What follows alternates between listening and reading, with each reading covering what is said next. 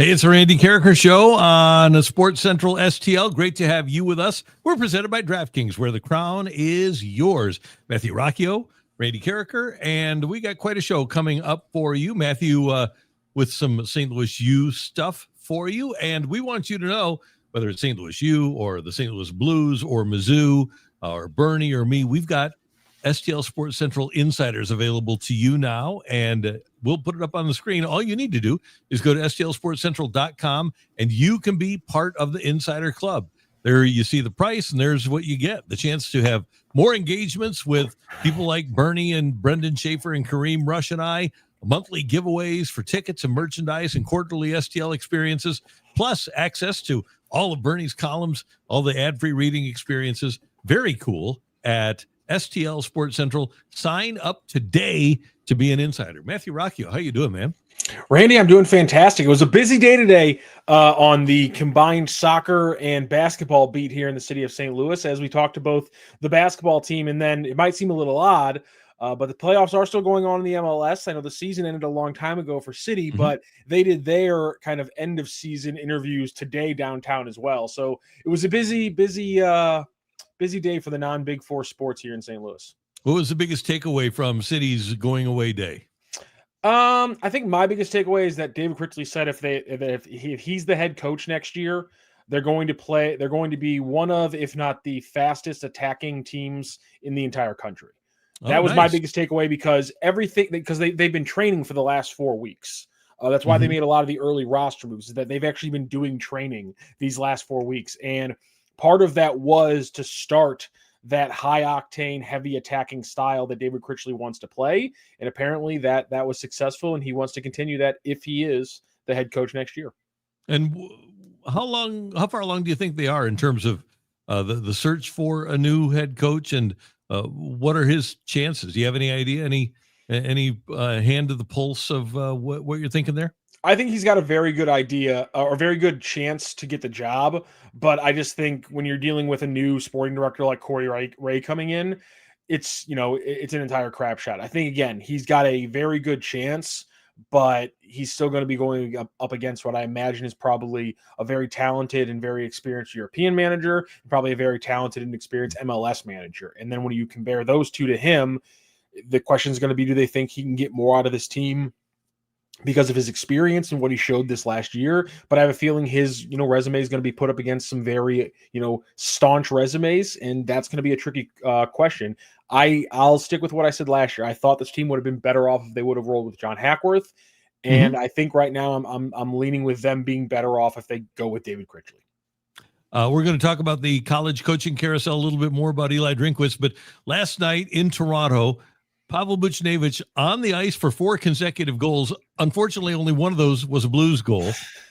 And the Blues fall in overtime to the Toronto Maple Leafs. And it's really Groundhog Day, isn't it? It's the same old thing.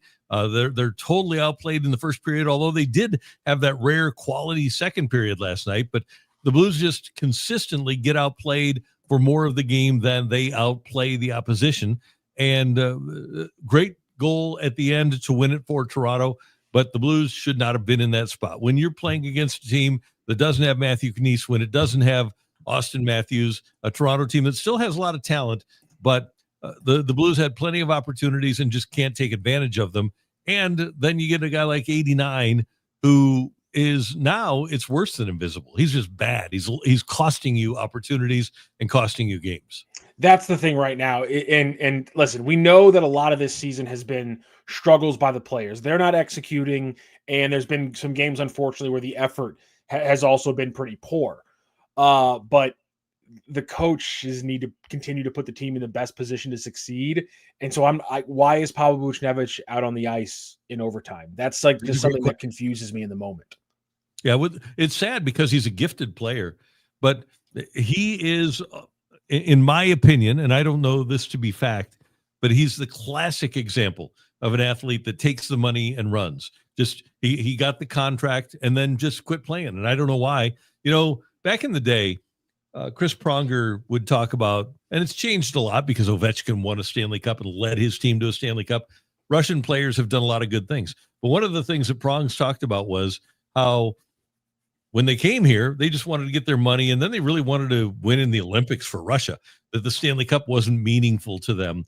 And I wonder if Buchnevich is an old school Russian guy where he came here, he got his money. He's not going to be good enough to play in the Olympics, by the way, but he doesn't really want to win. I don't know that the Stanley Cup is a big carrot for him. I think he's probably eaten his carrot. I think he's got his money, and I don't know if there is anything that really is going to motivate Pavel Buchnevich at this time.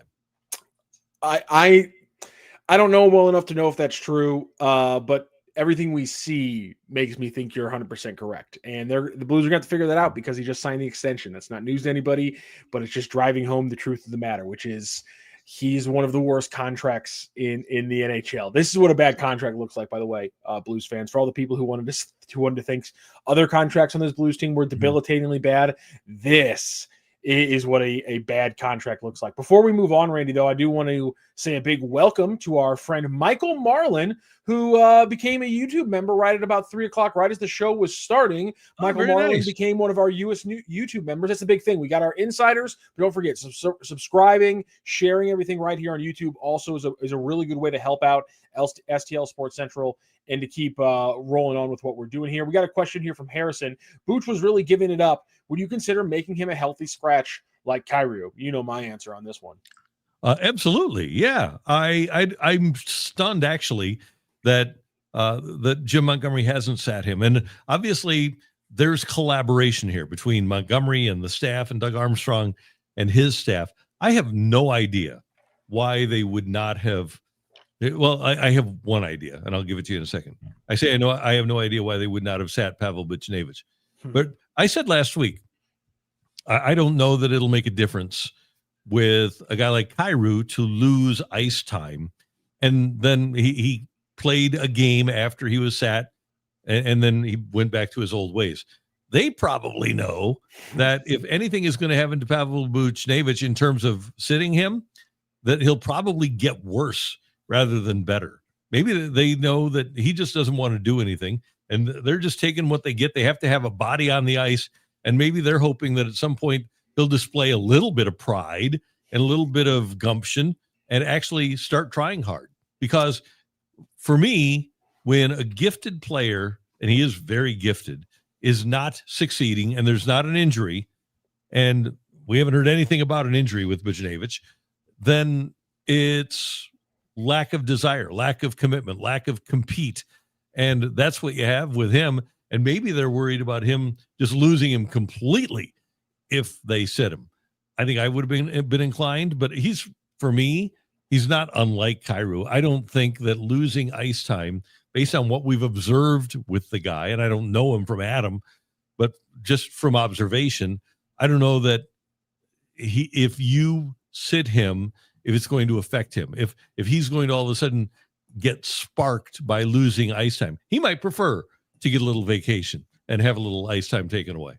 I hope that's not the case. I'm going to assume that the guys giving up their lives to play the game are still trying to play the game at the highest level. Before we get into some bigger Blues questions, because I have some bigger Blues questions, Randy, we do got to talk about this, which is a screenshot I took from TSN last night. Thank you to TSN. So here, Randy, I did a little graphical analysis here for the Blues. Let's see if this is going to be a problem here. You have one blue, you have two blue, and you have three blues. And the puck is here, and there's one Toronto Maple Leaf, but I think the problem here is there's two other Toronto Maple Leafs over here somewhere. And I think that might eventually become a problem in this play. I would say so. You would want to have a guy in front of the net, right? Or two. How did this happen? I don't think you want.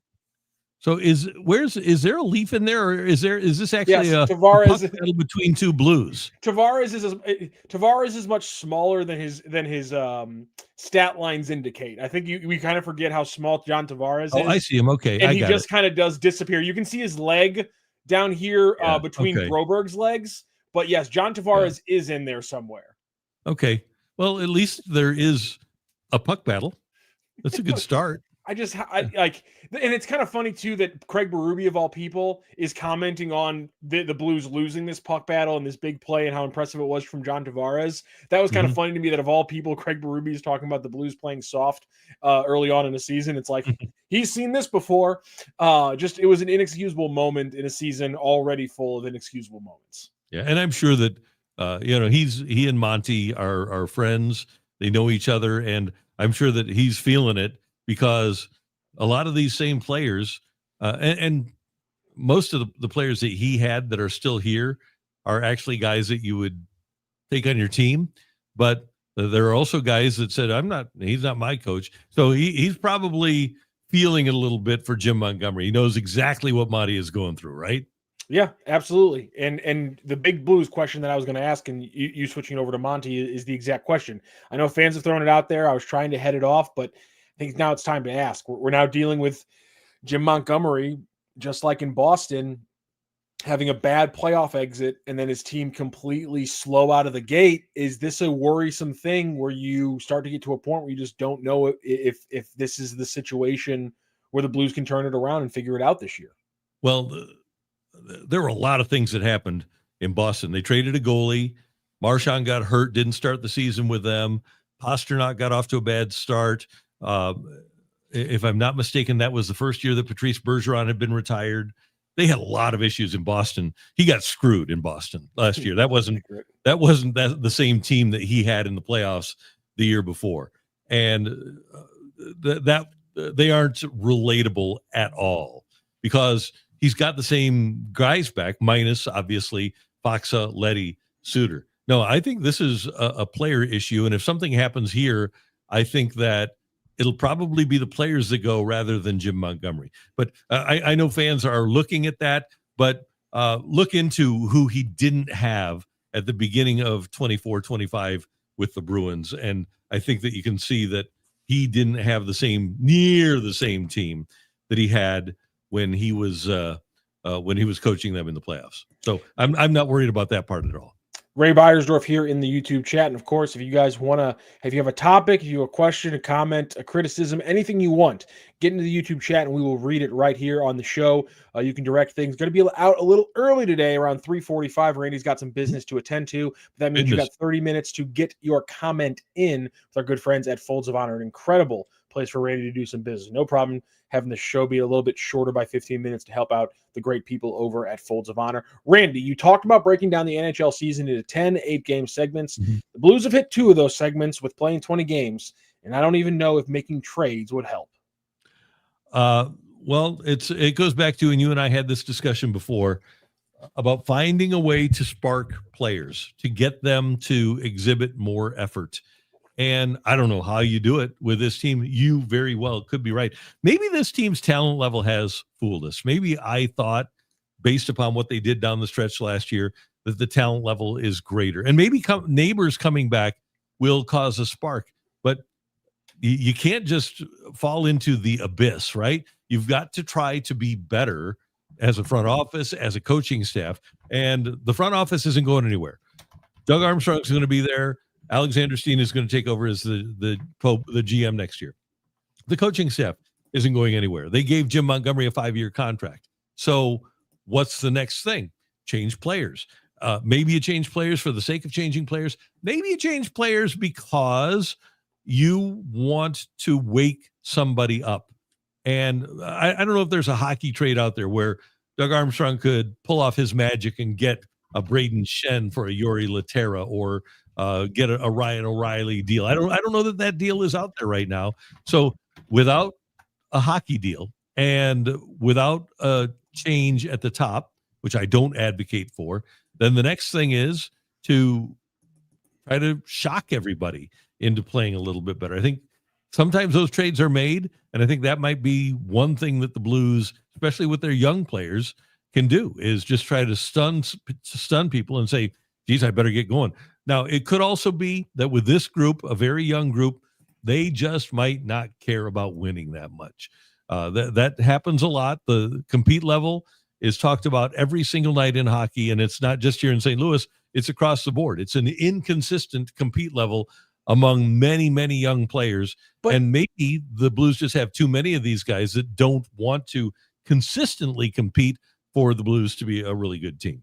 But isn't it the older players that we find ourselves questioning most games this season? I don't find myself questioning a lot of the young players or the mid range or the lower paid players. I find myself questioning a lot of the veterans players after a lot of these Blues games. The Cam Fowlers, the Pavel Buchneviches, those, Braden Shen has had some rough games. Like, those are the guys who, they step up in the post game and they're the ones to take the shit to the face, with the quotes and saying, this is my fault and we're going to get better. But I think they're also the people that should be making those comments because they're the leaders of the team and they're the ones whose play on the ice hasn't matched what it was last year. I think this is a sport where you play as a unit rather than as individuals. And especially if you aren't as talented or if you're older and slower, you need the players around you to play at a higher level. And sometimes if you're playing with people that are not trying as hard, then I think that you can be brought down. I don't question Braden Shen's effort. I don't question Cam Fowler's effort. I don't question Colton Parayko's effort. But some of the younger players, I do. I think that we can all agree that Kyrou is a guy. I think Holloway has been up and down. I think Broberg has been up and down. Randy, show me one play where Holloway's effort's not great. Huh? I said, show me one play where Holloway's effort maybe wasn't that great. Show me one. You go. Okay. Thank you. Thank you for that visual, Matthew. You're welcome. And I think that now one thing that happens here, and I think that it benefited the Blues and taking nothing away from Braden Shen as a captain. He's trying to be a captain, but you can be a captain without having people follow you. You can't be a leader though without people following you, right? And Ryan O'Reilly got people to follow him. Not the best leader ever of the Blues, but he got people to follow him. Al McInnes had people follow him. Brian Sutter had people follow him. Some guys are captains, but not necessarily leaders. And it seems pretty clear to me, based upon the effort of this team and the efforts that Braden Shen has made to try to get guys to play hard, that he doesn't have a lot of follow. And that's unfortunate. And I think that getting consistent effort out of this group is going to be a challenge, at least based upon what we've seen so far, going to be a challenge for Jim Montgomery. Hopefully somebody will step up and cause people on this team to be accountable. Maybe it's the return of Jake Neighbors. I don't know. But at some point, hopefully they get better. And if they don't, then it's going to be player changes and we're going to have a different looking team, maybe by the end of the season than we had at the beginning of the season, unless magic strikes and they get hot. And by the way, the other part of this, Matthew, and we could talk about this ad nauseum, but the goaltending has not been up to par. The goaltending does have to be better, right? Yeah, I think there's been a lot of issues where the defense has left them high and dry. You got Binnington getting beat over his what would that have been, blocker side shoulder last night, but he's getting screened by his own man who's not clearing the net out as well. So there's so many factors, I think, into the goalie thing. I'm still leaning more.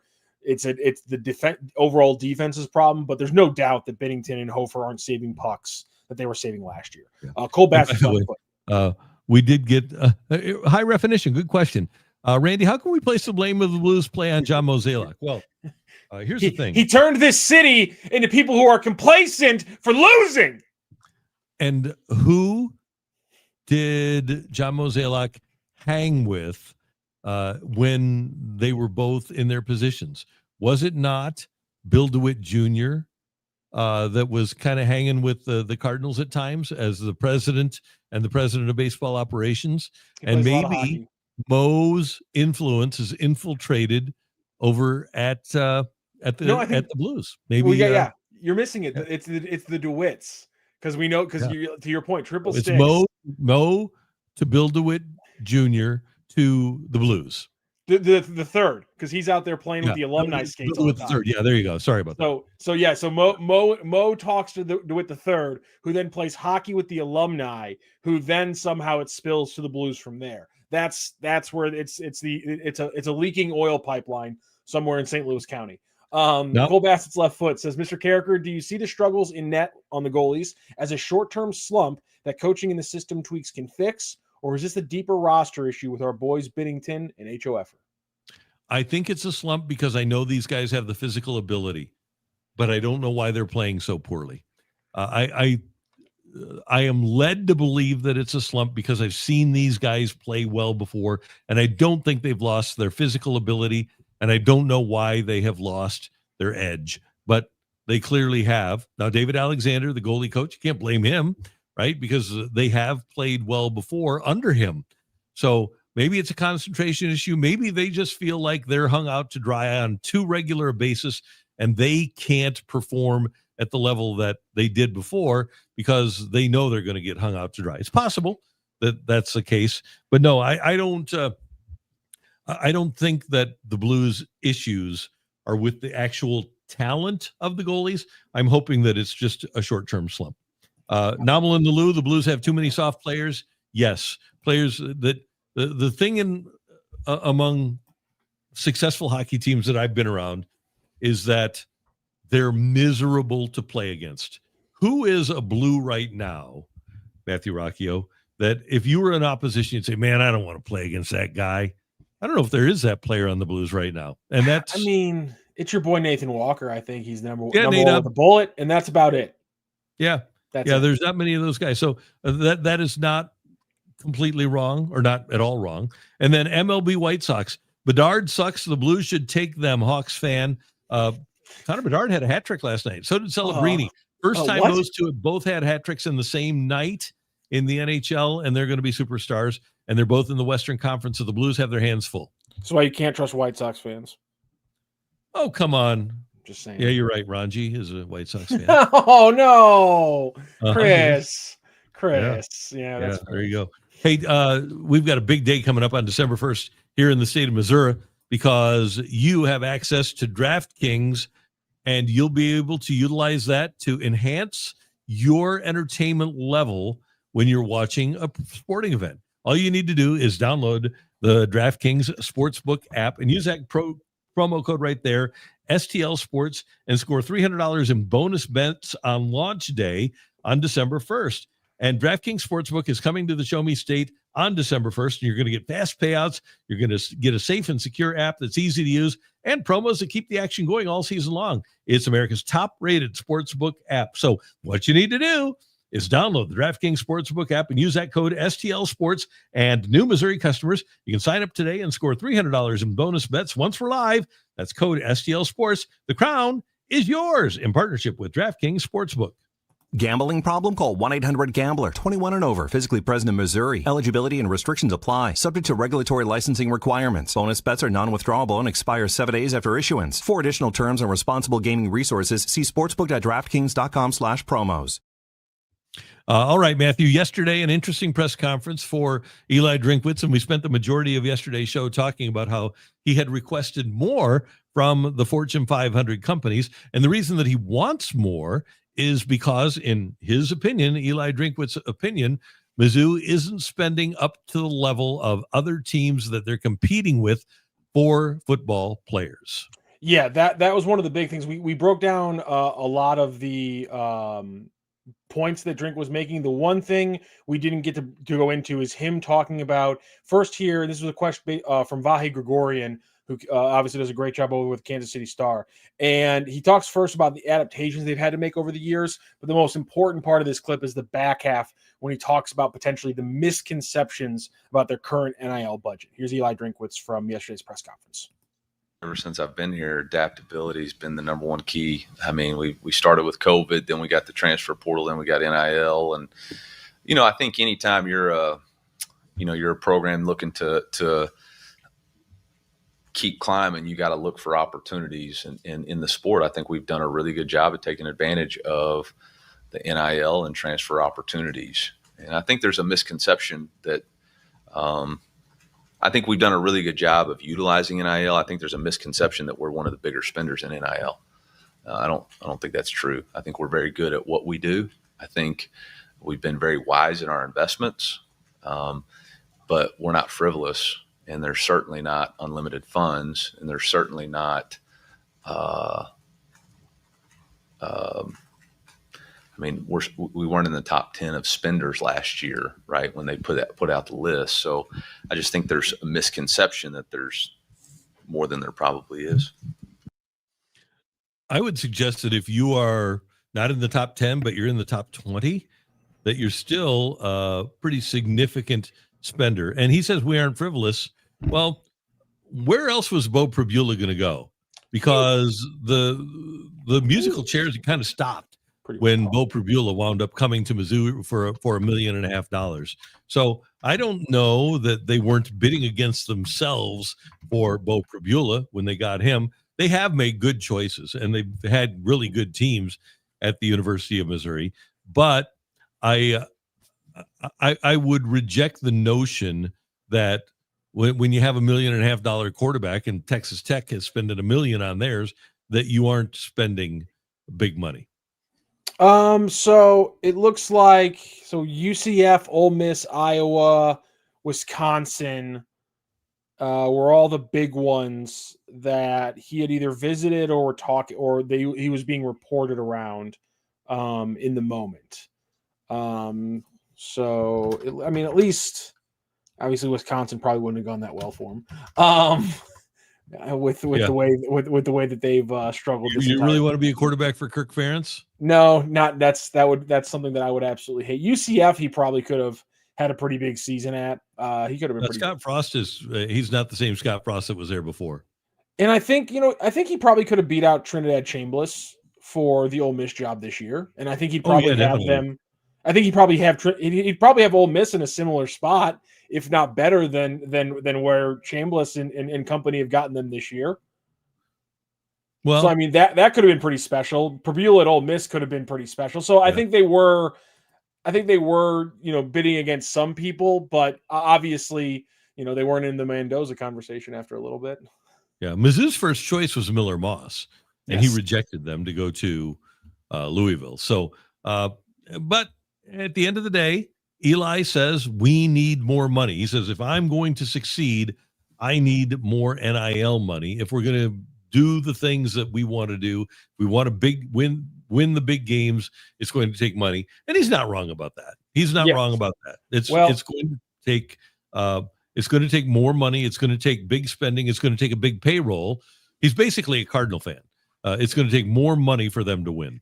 Well, Randy, I think the question that we're going to have to ask ourselves, and Bernie Miklasz asked everyone this question earlier today, just how much are you willing to win at Mizzou? How much of your soul are you willing to sell? If you're not the one bringing in the money, how much of your ethics and morals are you willing to sell? Bernie Miklasz has a plan for the Tigers, but are you willing to stand for it? Here's Bernie Miklasz earlier today on STL Sports Central talking about how the Tigers finally get that NIL boost. Maybe eventually at some point you'll hear about this in our state to get behind the Mizzou football program with financial support that can enable the Tigers to sign better players and keep their better players through the NIL program and to keep that transfer portal humming. I have another idea. Hey, don't throw fruit at me. I have another idea. 2 words, 1 name, Stan Kroenke. Stan Kroenke, come on, help your alma mater here. Stan Kroenke, you are your own Fortune 500 company. Stan, show that you care about the flagship university in our great state, a proud university, a great university that helped develop you into one of the wealthiest persons in the world. You did that on your own, but you got a good send-off through your education at Mizzou. Stan, forget the bad blood about the Rams move. The NFL and you agreed to a $790 million payment to St. Louis. Hard feelings remain here, and I'm sure you got some hard feelings as well. I get it, but that war is over. And St. Louis is just one part of Missouri. And if you come through for the Mizzou football program and play a major role in keeping Eli Drinkwitz and Como and making sure Mizzou's got funding that can match up with the best teams in the SEC, listen, some of those hard feelings out there will soften a bit. Randy, your reaction to Bernie's plan here? I think it's a brilliant plan. Stan Kroenke is in the 50 richest Americans in the country. And let's see, his net worth at the moment is he's number 47 at $21.3 billion. And his net worth has risen substantially over the years. Here's the thing about Stan Kroenke. Number one, he is on record as saying, you don't get into this business, i.e. sports, to win trophies. That's one thing he said. Here's the other thing that we know about Stan Kroenke. His hometown of Mora, Missouri, the library was hit, his hometown where he grew up. The library in Mora, Missouri was hit by a tornado about a decade ago, maybe a little over a decade ago. Stan Kroenke, who had maybe 13, 14 billion at that time, was asked for $60,000 to replace the roof at the library in his hometown. And they turned it down. He turned it down. He said, no, I don't want to spend $60,000 on the roof of the library in my hometown. So my thought process, and I like Bernie's thought process, but my thought process here is that part of the reason that he has $23 billion is that he doesn't spend money. He won't spend $60,000 on roof for the Mora, Missouri library. He doesn't want people to live on his land in Texas, so he kicks them off, even though they've lived there for 50 years. He says, without shame, you don't get into this business to win trophies.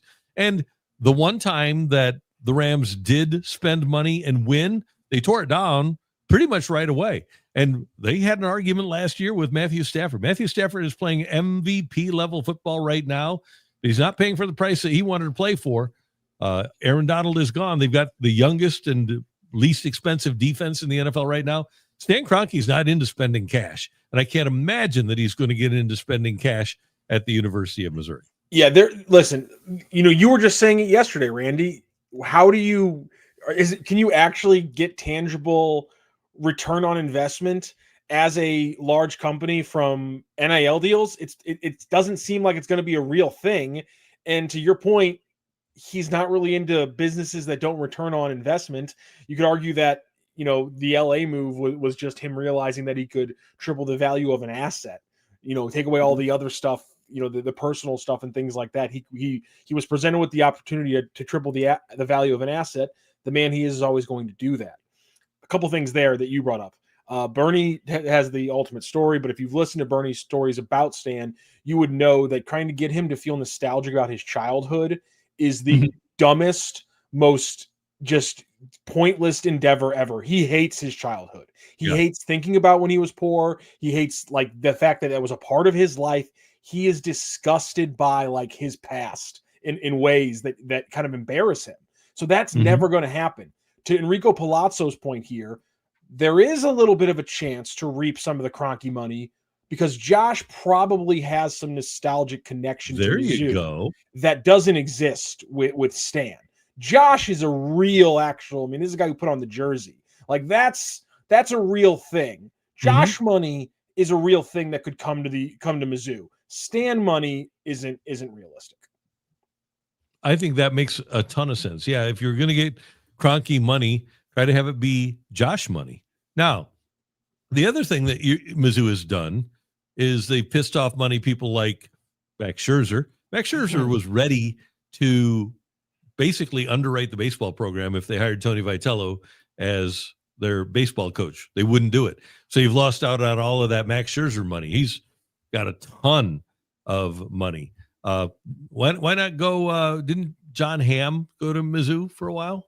Why not? He's got to have a few bucks. It doesn't have to be Stan. It could be some other people, and maybe people that are interested in the football program. I think that they can find people, and they have people, but they also need to.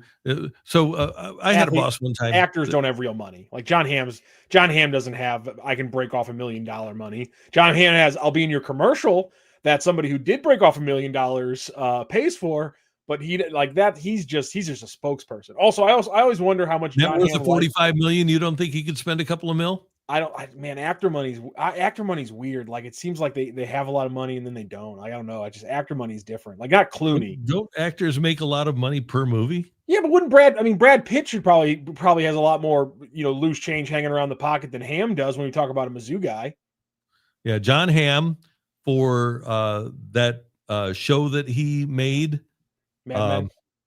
Yeah, $275,000 an episode. God bless America. How many seasons was he raking that? And that's good work for him. But I always wonder, though, with John Hamm is how much he likes being connected to Mizzou, because every time he does Mizzou stuff, there's always a chance that his history at Mizzou pops back up. And if I was him, I'd want to avoid that resurfacing every time, because it's some pretty rough stuff that happened to him when he was a kid there. I just think that number one, I feel bad for Eli, because I know when Eli comes into town, he meets with people and he asks for money. Every time I see him in town, at some point he's having a breakfast or a lunch with somebody asking for money. And clearly it's not working. He is not getting the kind of return that he wants. And he's of the belief clearly that other places will give him, as he said, unlimited funds. And maybe that's what he feels like he needs. Now, that being said, Matthew, in reading the piece of the comments that he made by Eli Hoff at STL Today, who did a great job of summarizing. Always but does. Then I had one impression in reading the piece, and then another impression altogether when I watched the press conference. I thought that when I read the words, I thought, okay, he is this is a shot across the bow. And it was almost, I got the feeling where you either provide NIL money or I'm gone. When I watched it, it was, this is kind of what we need. This is the reality of the situation. And I like it here. And we've done a good job. But if we're going to get where we want to go, then I'm going to need this extra NIL money. Did you see it any differently, reading it and then actually watching it? Did you get that same impression? I will say, watching it, the one thing that did change, and I know people have made this comment, I'm not the first person, I won't be the last. His opening statement being read from a piece of paper, his opening statement being prepared, did send a little bit of like, oh dear God, he's gone through my body. There was a little bit of, if you're not gone, you can rip that statement probably off the top of your head. But if you're worried about people reading between the lines because you maybe are gone, you pre-write it. And I'm probably overreacting, but that was my first reaction when I actually watched the video of it.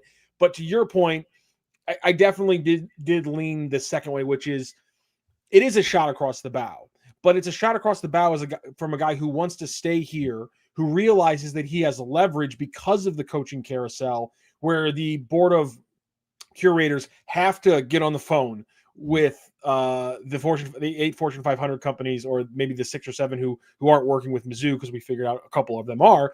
Get on the phone with the other 6 Fortune 500s and the 4 or 5 other that he was thinking of when he listed the 11 top in Missouri. Get on the phone with Energizer. The board of curators needs to get on the phone with those guys and see if they're up for this, because as I have leverage, they will go make those phone calls. They will call those CEOs and find out if this is a real thing to get me more money. So he's just using his leverage, which is what you have to do in these moments. When you're dealing with, as he pointed out, teams with an unlimited amount of NIL, he's seeing a moment where he can press his leverage. And that's what smart business people do. That's what you should want your football coach to do. He has leverage and he's pushing with it. That's a good thing. I'm okay with that shot across the bow. One of the things, and I'm not, this is not a shot at you. It's because a lot of people don't like it when people have bullet points or notes or have things written out. I've probably done in 40 years, 2,000 speaking engagements, maybe more. For the most important ones, I always have bullet points. I want to make sure that I hit on every single note that I want out there. I don't want to go up and miss anything or have anything misconstrued. I have no problem with people having things written out and wanting to get every single aspect of their message out there. I don't have any problem at all with that. And it takes an extraordinary speaker, public speaker, to be able to, it takes a Barack Obama to be able to get that sort of message out there with extemporaneously without any notes whatsoever. You are 100% right. My reaction to that was purely an illogical fan reaction. But again, this is the one sport where I still have that kind of trigger in my brain where I bypass all logical thought and jump to conclusions like a fan. And so I'm just being honest. This is interesting to me from Skywalker 1982. I don't hear other SEC coaches complaining about needing money in press conferences. It's a bad look. That's fine to the point we were talking about yesterday. Most SEC teams, 9 or 10 of them, you're talking about like 7 SEC teams are legitimate blue bloods. 2 or 3 other ones are in great economic situations. And it's not an SEC team, but did you not see Arizona State's Kenny Dillingham begging every restaurant in the Phoenix area to put up $1,000 a month? Like, this is not something that only Drink is doing. This is something that every single college and basketball coach, in one way, shape, or form, whether they're being public because they have leverage or not, they're doing this. You just might not be seeing it. And there are some programs, Texas, Georgia, I think at the moment, Alabama. Eli talked about unlimited funds. There are some programs in the SEC that have unlimited funds. And I think it sticks in his craw, if you watched and listened to the press conference, that people say he can't win the big one. Because the last comment was, hey, I need these funds to be able to beat the teams that we need to beat, because people are telling me I can't win the big games. And so he thinks he needs better players to win those games against the Georgias and the Texases and the Alabamas of the world. Just think about it. I mean, look at the SEC, Randy. How many teams in the SEC, by bent of being either blue bloods or having oil money, how many teams in the SEC are by hook or by crook, just do they have an easier path than Missouri to team building? Texas, Texas A&M, Alabama, LSU, Auburn, Georgia, Florida, Tennessee. Like, we're talking about 8 teams in your conference who have won national championships, multiple, in the last 25 years, or are legendary teams for the last 60 years, or have flipping oil money. You're playing in a different ballpark, ladies and gentlemen. And if you're not one of the top 8, it's nothing, or 8 or 9, it's nothing to be ashamed of. It's just the reality of the situation. Yeah, we need to get our tech money, because we're a tech hub. We need to get our tech money in there. Apparently, journalism just not the highest and most lucrative profession out there. That's not how you get rich. So, apparently. we appreciate people tuning in here and joining us here on the Randy Karraker Show on STL Sports Central. Don't forget, sign up to be an insider. It's very cool, and it's going to be a lot of fun. And we are going to be back at it tomorrow. Actually, I have a little event tomorrow, Matthew. So it's the 100th anniversary of the Mighty Mocs, and they've actually asked me to come back and participate in the 100th anniversary of KMOX. So I'm going to stop by. Klebs and I are going to do some things during the time that we're usually on the air, but I'm also going to be here to record some things tomorrow. So we'll have great programming here at STL Sports Central. Oh, yeah, not stopping. We'll have Bernie for everybody on Friday morning like we always do. We'll have some other stuff. And honestly, the idea of you and Klebs getting in the studio anywhere, I know I'm going to want to listen to it, and that's going to be something here on STL Sports Central that we do. If you become an STL Sports Central insiders, you're going to be seeing more stuff with Randy and Klebs and Bernie and Randy and Klebs. So we're going to have a lot of fun, and obviously congratulations to everyone over the last 100 years at the Mighty Mocs KMOX. Great job by Steve Moore and everybody there putting together tomorrow's programming. I think it's going to be a great day in St. Louis celebrating that institution tomorrow. Agreed. Thank you, Matthew. And Wilson got us on the air. We appreciate that. And we appreciate you being a part of the Randy Karraker Show, presented by DraftKings, where the crown is yours.